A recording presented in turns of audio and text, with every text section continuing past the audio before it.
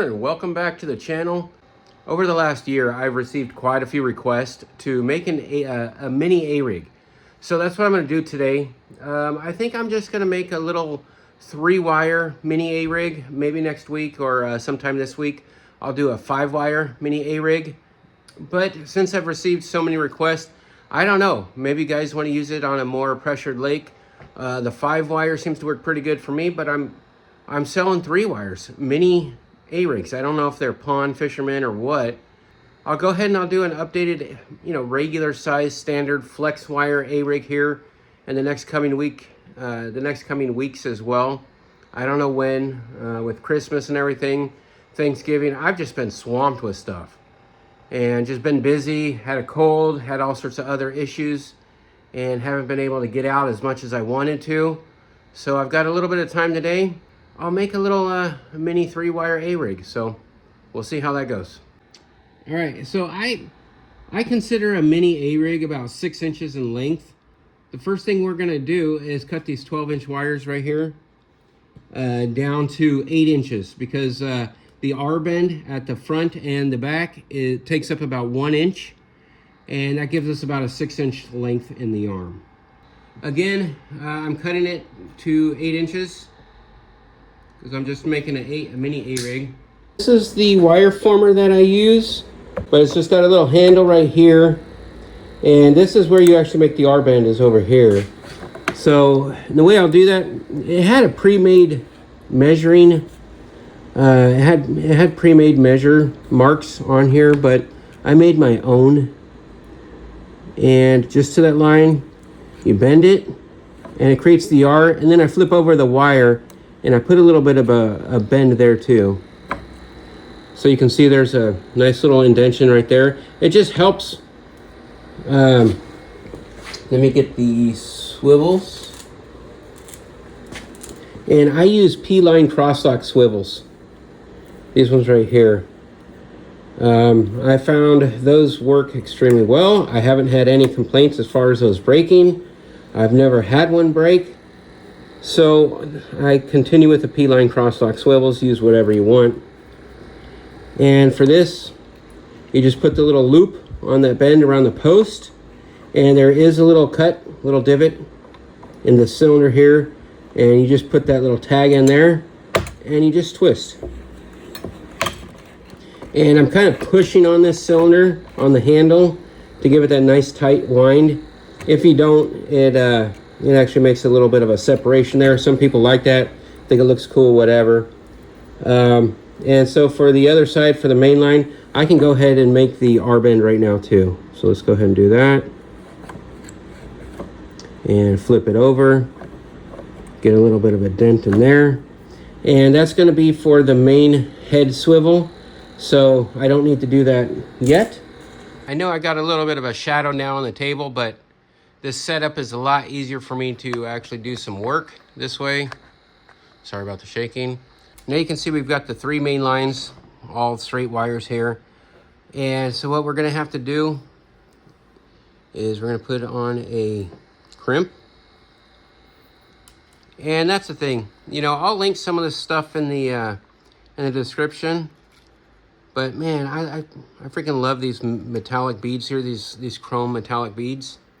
If you want to go cheaper, I suggest going cheap on these Clevises and the blade swivels, and find the blades for as cheap as you can get. Oh, didn't stick that on the line there. Make sure you do that. And then another bead and another crimp. And you'll have to forgive me. I haven't made these in, I don't know, a couple of months. I make a couple hundred of these at a time, so that way I don't have to sit out here every single day making these. I make like 200 with the Crosslock swivels and like 100 with the split rings. You can see I use, for all my terminal tackle that have the baits, I use high quality. These are Owner Hyperwire split rings. These are Owner Hyperwire barrel swivels. Make sure you use high quality components on the head and on the baits. If you want to go cheap, you want to keep the cost down, go cheaper on the beads, the little You don't even need this Clevis here. I make them and sell them all the time without the Clevis. I'm just gonna do it this time with it for some reason, just because I got them. You can go cheaper on the blade split rings that are gonna go on here too. I do not recommend going cheap on the bait swivels or the head swivel. That's where all the pressure is. All right, well, like I said, I haven't made these in a long time, and I wasn't even thinking just now, but what I did is I made 3 main lines, like a big dummy. What I did basically is how I screwed this up is my secondary arms. You've got your main line right here, right? This is the main wire. And my secondary arms are all one piece.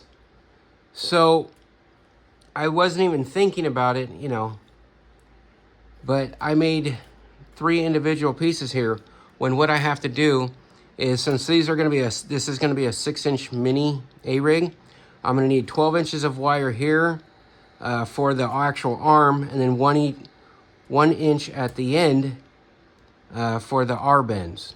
So I'm going to need a 14-inch piece of wire, and I think this is 16, so that's cool. We're just going to do a 14. And let me go ahead, I'm going to put an R-bend on one side. Then I'll get all the, I'll pull the terminal tackle off of here and put it on here. And we'll do this the right way. So these ones I can go ahead, I can just pull off the tackle, the terminal gear right here, because I'm going to need that for this right here. I made the R-bend on the one side. And what I'm going to do is, since I'm only going to have 3 blades total on this, this is going to be 2 arms right here with this 1 piece of wire. And since it's going to be 2 arms, it needs all the terminal gear for the 2 sets of blades. So we're going to do a crimp and then a bead. Sorry about the screw up. Again, I haven't made any of these in months, and I'm focusing on the video, watching the video instead of actually doing this. So my mind's not really in the game, but hey, get more practice, right? Come on, you dumb little ball. Let's go with this one. Oh my God. These things are a lot easier in that little plastic container. Come on, fucking thing. There we go. Stab that little fucker. Put on the crimp. And then another crimp. And then another little ball. Okay. Put on the clevis with the doodad, the blade swivel. And these blade swivels, oh, of course it fell off. These blade swivels I go cheap on just to keep the cost down. There's no need to have a fancy blade swivel.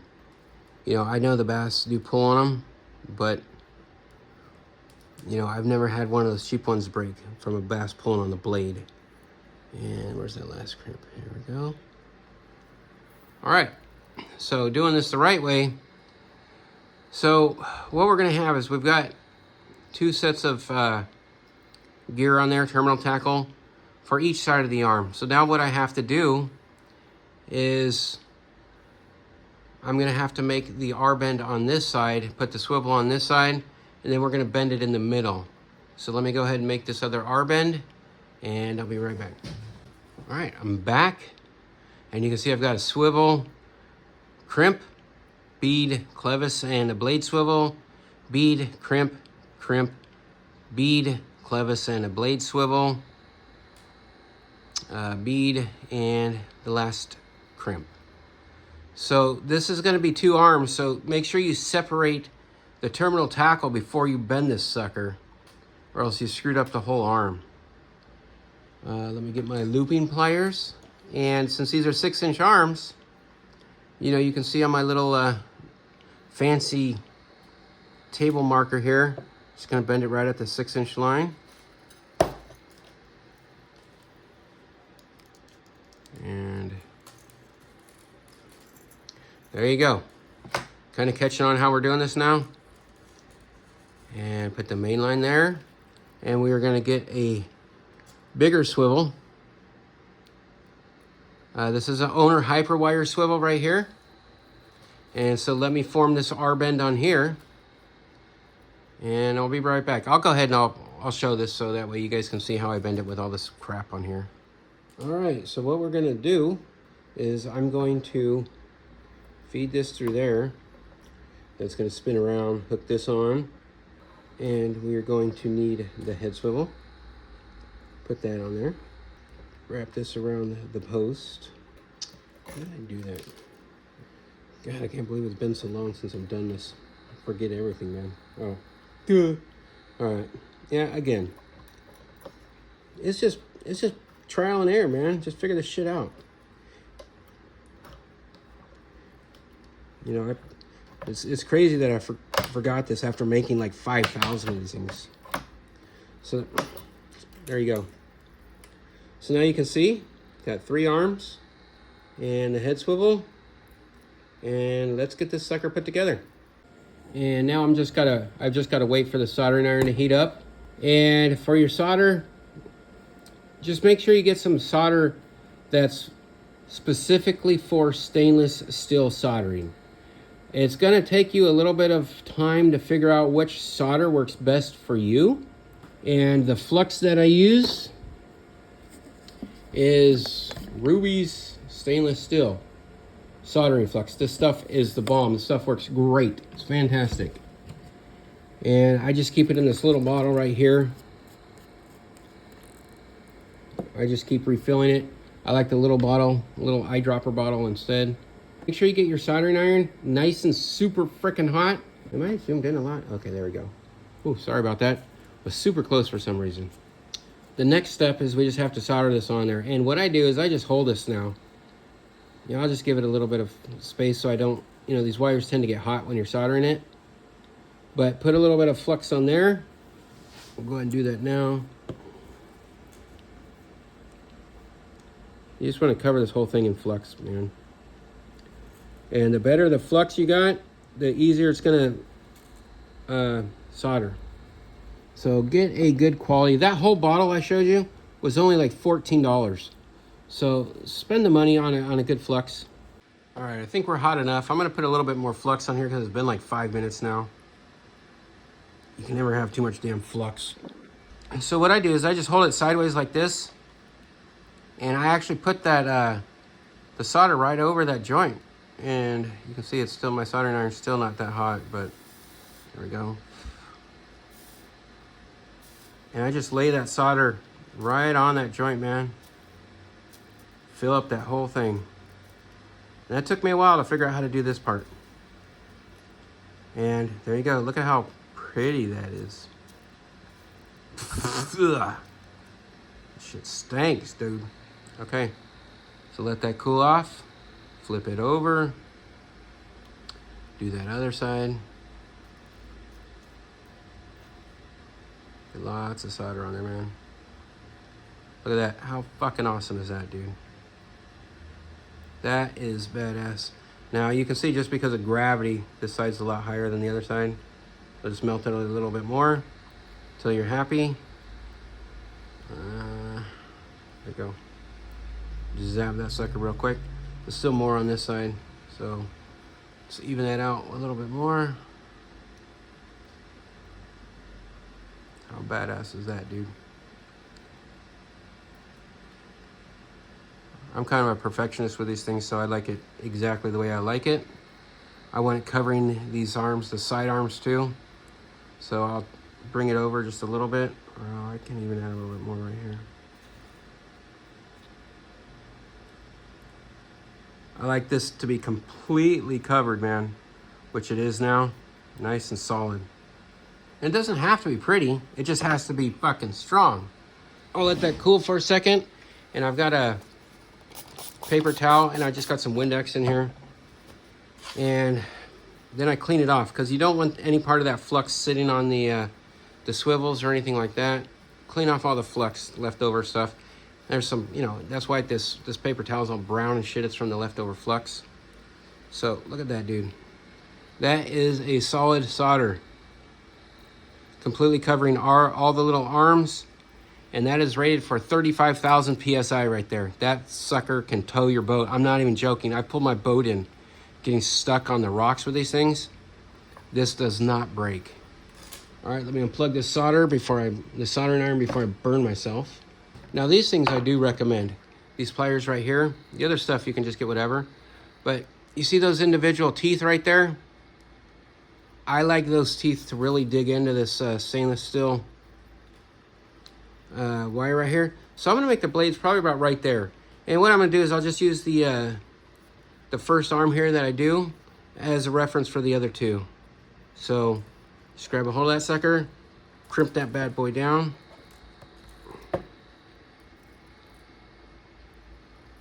And always leave it a little bit loose so that can spin.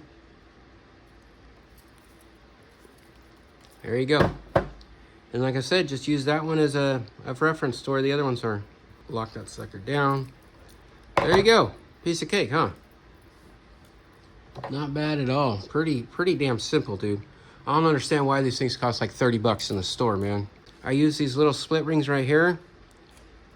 These ones I get from Bass Pro Shops as keepers. And then I stick this over. And I just use a heat gun to wrap that around, that shrink tubing around that. And we're back. Oh, damn, that's still hot. But just put some shrink tubing on there. You'll see here's my little keeper. For when you, after you open it up, you can just move this little keeper back down and it keeps it nice and tight. Last thing we gotta do is put some blades on there. You could do just your standard chrome. I got some white blades. Got some black nickel. Yeah, baby. Why don't we do white? White's cool. All right, and I pre-rigged the blades with the split rings right here, so that way when it's time for me to make them, it's just, they're already on there. There's one step less that I have to do. And I put the split ring onto there. Again, these pliers are freaking amazing, dude. If you're gonna do this, get these pliers. Best ones ever. And these are the ones that Matt Allen uses with Tactical Bassin 2. If you ever watch any of his A-rig videos, or his old school videos, now he has his own hog farmer, but when he used to take off his tackle, these are the same ones he'd use. These are awesome, man.